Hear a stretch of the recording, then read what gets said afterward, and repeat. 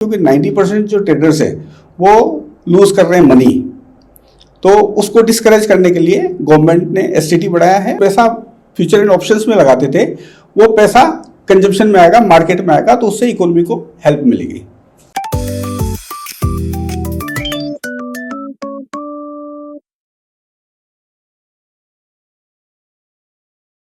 Current budget के 3 की points हैं। नंबर 1, ये जो बजट है वो विकसित भारत मिशन को ध्यान में रखते हुए वित्त मंत्री ने पेश किया गया है। इस बजट में infrastructure, employment, defence, education and agriculture पर फोकस किया है। उसके साथ साथ इसमें स्मॉल बिजनेसेस को भी फोकस किया गया है। नंबर 2 जो की पॉइंट है वो टैक्स एडमिनिस्ट्रेशन को सिंप्लीफाई किया है। नंबर 3 की पॉइंट है उसमें कैपिटल मार्केट को भी इम्पैक्ट किया है। तो इस बजट के 3 की पॉइंट्स हैं। नमस्कार, मेरा नाम घनश्याम खंडेलवाल है। मैं पेशे से चार्टर्ड अकाउंटेंट हूँ और मेरी जो प्रैक्टिस है वो करीब 27 साल की है।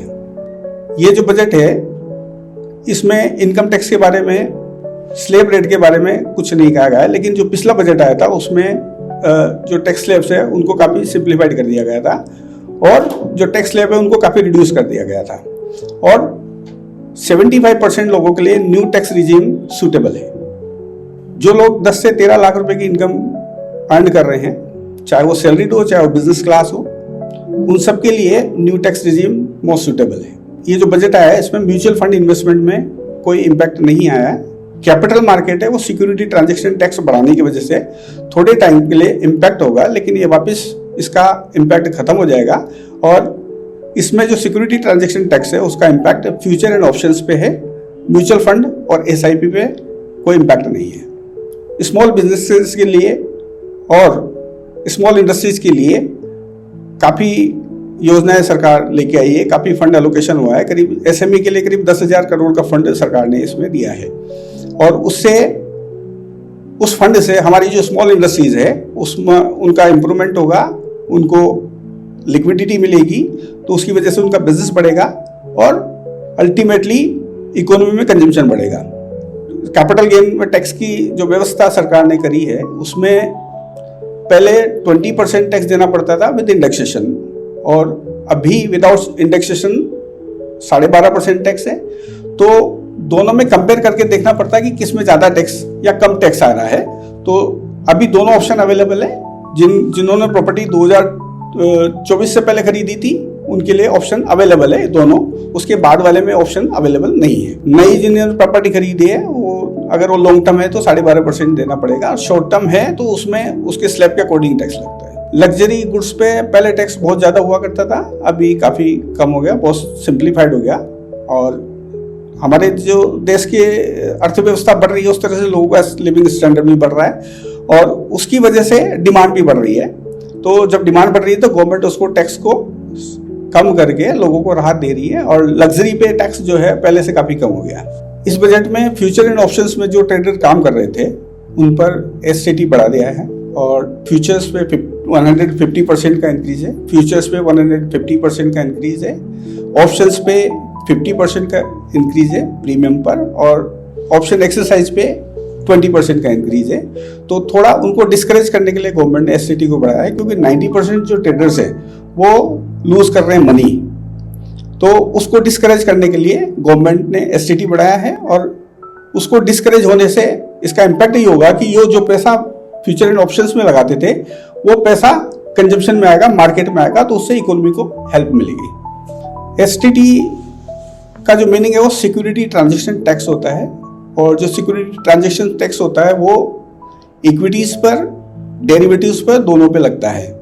लेकिन अभी जो सरकार ने एसटीटी बढ़ाया वो केवल डेरिवेटिव्स पर बढ़ाया, यानी फ्यूचर्स एंड ऑप्शंस पर, इक्विटीज पर नहीं बढ़ाया है। तो इक्विटी मार्केट पे इस एसटीटी बढ़ाने का कोई इम्पैक्ट नहीं आएगा। उसके अलावा कमोडिटी ट्रांजैक्शन टैक्स भी होता है सीटीटी, उसको भी गवर्नमेंट ने नहीं बढ़ाया, केवल एसटीटी को बढ़ाया है। बहुत तेजी से बढ़ गई थी चांदी और बहुत तेजी से कम भी हुई है। वो मैक्सिमम जो रीजन है उसका स्पेकुलेशन है, क्योंकि इतना इंक्रीज किसी भी कमोडिटी में एकदम नहीं होता है। तो जो चांदी है वो मेरे हिसाब से करीब 1.5 से 2 लाख के बीच में रहेगी, इसका लॉन्ग टर्म व्यू है। जो लोग इन्वेस्टमेंट करना चाहते हैं वो करीब 2 लाख के आसपास से इन्वेस्टमेंट कर सकते हैं। उससे ऊपर इन्वेस्टमेंट थोड़ा रिस्की है। जो लॉन्ग टर्म इन्वेस्टर हैं वो लेके रख सकते हैं, उनको कोई इशू नहीं है, क्योंकि 3 साल में, 5 साल में, 10 साल में उसकी प्राइस में इंक्रीमेंट आएगा ही आएगा। लेकिन जो शॉर्ट टर्म इन्वेस्टर्स हैं उनको अभी इस प्राइस में नहीं लेना चाहिए। जो मेरी ओपिनियन है वो है कि आप छोटे छोटे स्मॉल सेविंग्स करके आप इन्वेस्टमेंट करते रहें और आपका जो एलोकेशन है वो एफडी, इक्विटी, गोल्ड, सिल्वर सब में होना चाहिए थोड़ा थोड़ा। आप उसको म्यूचुअल फंड में, आप इक्विटी मार्केट में डायरेक्ट भी कर सकते हैं और सबसे कम जो रिस्की होता है वो म्यूचुअल फंड में इन्वेस्टमेंट एसआईपी करना होता है, जिसमें आपका छोटे छोटे क्वांटिटी में आपका अमाउंट इन्वेस्टमेंट होता रहता है और वो धीरे धीरे बढ़ता रहता है। देखो, 2 चीज होती है, एक सिंपल इंटरेस्ट होता है, एक कंपाउंड इंटरेस्ट होता है। सिंपल इंटरेस्ट में जो इंटरेस्ट की कैलकुलेशन होती है वो प्रिंसिपल अमाउंट पे होती है। सपोज आपने 1 लाख रुपए इन्वेस्ट किया और उस पर 5 साल का इंटरेस्ट कैलकुलेट करना है आपको 10% से, तो हर साल उस पर 1 लाख पे 10% के हिसाब से 10,000 इंटरेस्ट होगा, यानी 5 साल में 50,000 इंटरेस्ट हो गया। तो आपका जो टोटल अमाउंट होगा वो 1 लाख प्लस 50,000 यानी 1,50,000 होगा। कंपाउंड इंटरेस्ट में इसका इम्पैक्ट डिफरेंट हो जाता है। कंपाउंड इंटरेस्ट में क्या होता है, जैसे 10% रेट ऑफ इंटरेस्ट से आपने पैसा डिपॉजिट किया सपोज, तो 1 लाख से फर्स्ट ईयर में 1,10,000 हो गया 10% से। अगले साल जो इंटरेस्ट कैलकुलेट होगा वो 1,10,000 पे होगा, यानी 1,10,000 पे फिर 10% यानी 1,11,000 हो जाएगा, यानी 1,21,000 हो जाएगा। सेकेंड ईयर में 1,21,000 का 10% यानी 12,100 और बढ़ जाएगा, यानी 1,33,100 हो गया। फिर उस पर 10% बढ़ेगा। तो इस तरह से कंपाउंड इंटरेस्ट जो कैलकुलेशन होती है उसमें प्रिंसिपल पे कंसीडर नहीं करते हो, प्रिंसिपल प्लस इंटरेस्ट पे कंसीडर करते हैं। तो उसका जो लॉन्ग टर्म में जो इम्पैक्ट आता है वो बहुत ही पॉजिटिव इम्पैक्ट आता है और ये काफी बड़ा डिफरेंस क्रिएट करता है सिंपल इंटरेस्ट और कंपाउंड इंटरेस्ट में। एफडी पे भी कंपाउंड इंटरेस्ट मिलता है, लेकिन एफडी पे और इक्विटी में जो डिफरेंस होता है, क्योंकि इक्विटी में रिस्क भी इन्वॉल्व होती है, तो वहां पर आपको रिटर्न भी ज्यादा मिल सकता है। सपोज आपको एनुअल रिटर्न 15% इक्विटी में मिल रहा है, तो वहां 15% से कंपाउंडिंग हो रही है। एफडी पे आपका 6 या 7% मिल रहा है, तो वहां 6 या 7% से कंपाउंडिंग हो रही है।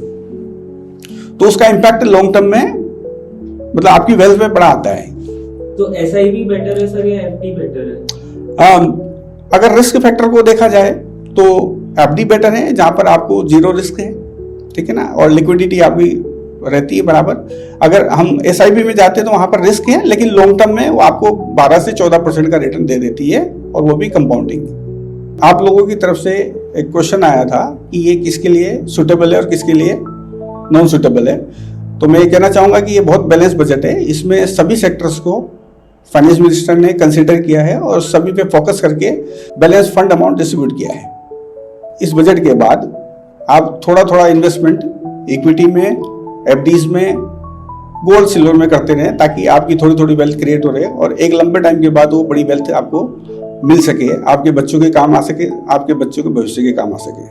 हम बहुत ही जल्दी वापस मिलेंगे। आपकी जो भी क्वेश्चंस हैं वो आप कमेंट में लिख दीजिए और हम उन क्वेश्चंस का जवाब देने के लिए फिर हाजिर होंगे। Thank you.